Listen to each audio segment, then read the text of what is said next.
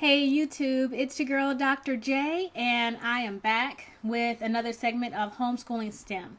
This video is going to focus on co-ops and classes. I've gotten a couple questions on whether or not I would recommend people taking classes that are targeted as STEM type classes. I would say my first rule of thumb is if you're trying to decide between whether or not you're going to buy a kit or pay for a class, I would go with buying a kit, buying something that's going to be hands-on, because especially areas like technology and engineering, it really is about letting your child have an opportunity to be hands-on and work with things, and over time they will figure out how things work, and it will allow their creativity to blossom. Free play is what allows them to figure out how to make connections for themselves. So if you have to choose between one or the other, I would actually choose buying a kit, especially if the prices are going to be comparable, because sometimes STEM-based classes can be a bit high. If you are going to do both, or your children would really rather take classes with other kids, there are some parameters that I would kind of set out. The first is that you want to make sure that you are taking a class from people who are experts in that field. STEM is popular and a lot of people talk about STEM, but really you want to make sure that your child is getting depth of information. So, for instance, great classes are generally offered through your local botanical gardens, and they're going to be classes that deal with plants, flowers, bugs, insects, small animals. Those are great because those people are experts in that area. They deal with plants and animals, small animals and insects 7 days a week, all day long. That's something that they love. So they're going to be able to answer any questions that your children have.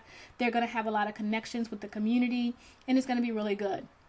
I know my kids take classes at our local botanical gardens, and they have brought in guest speakers who have written books on various topics, and the kids are, listening to authors. They've had people who raise reptiles come in and bring their animals, so the kids can talk to actual people who do that every day. They teach the kids, how to plant flowers, and the people that are there are able to answer the questions in depth.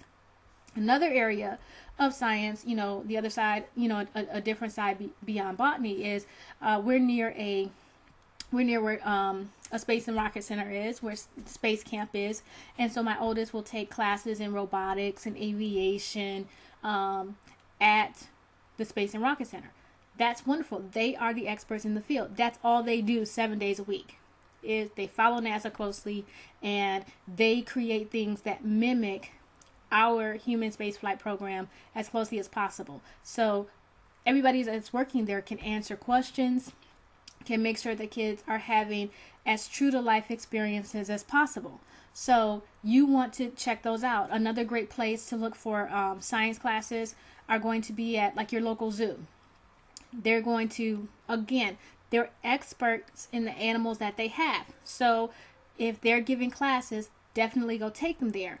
I would use caution if you're going to be taking classes from someone who that's not their job. They don't work in that area on a regular basis, or they, didn't used to work in the area, and they, chose to come home and homeschool, and now they wanted to do classes for the community.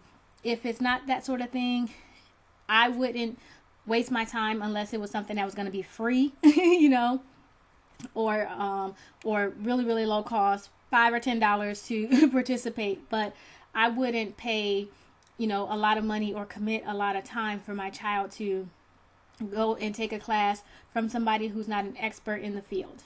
The other thing that you really want to think about is you want to make sure that it is going to have a very, very low teacher to child ratio.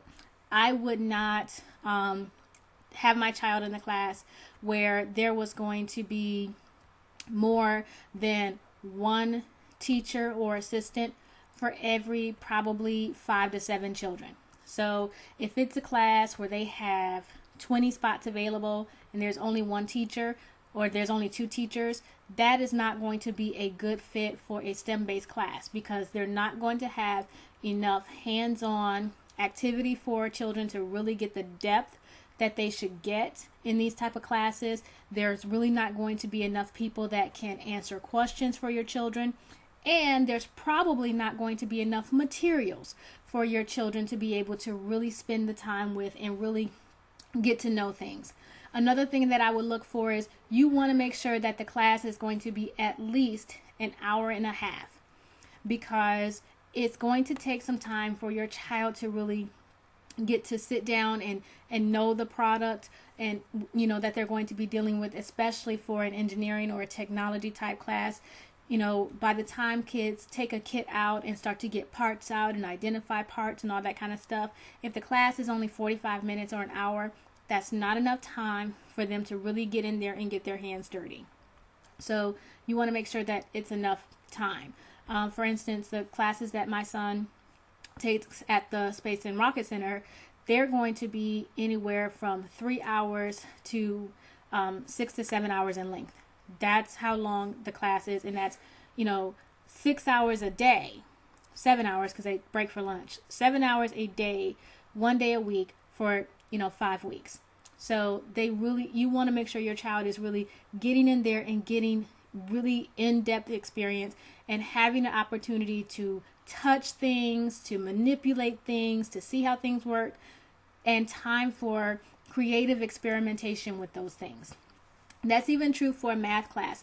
You want to really, make sure that it's going to give your child something beyond books. You don't want your child to be taking a class where they're going to be working out of books and workbooks. They should be doing hands-on stuff. And you want to also look to see, are there things that they can take home to extend the learning? Are they using things that you can purchase similar sort of things at home for your child to work with, or are they going to be using things that you would not be able to get your hands on?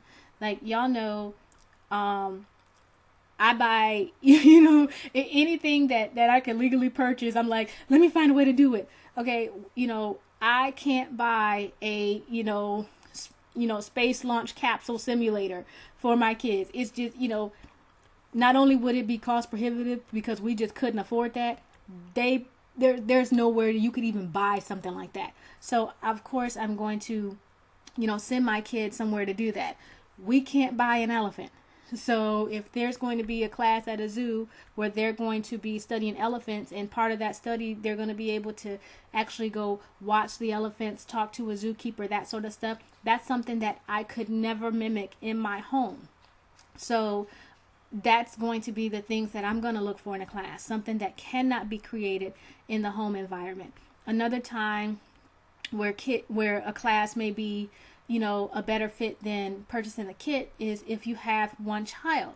So, kits can be a little bit on the expensive side, or even if they're not expensive, sometimes kids don't want to do that by themselves, or it's not as much fun. So they may want to do some learning with other kids.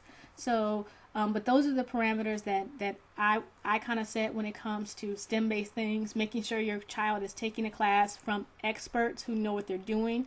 Make sure that it is a very low child-to-teacher ratio. You want to make sure that there is at least one teacher or assistant for every 5 to 7 children. You want to make sure that it's enough time for each class so that the child can, your child will have an opportunity to really get to know the information and really get to play with the information that they're being given. You want to make sure that the people who are running the classes are experts in that area, that they can answer in-depth questions, and they're going to give your child information beyond what's found in a book. And you want to make sure that they're going to really allow your child to do more than just sit down and hear somebody talk to them or read to them or give them worksheets.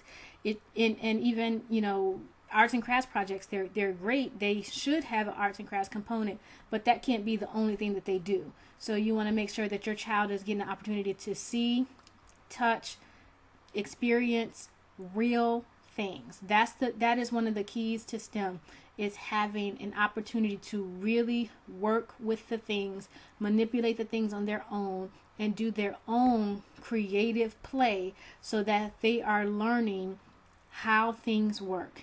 They are learning through experimentation why things work.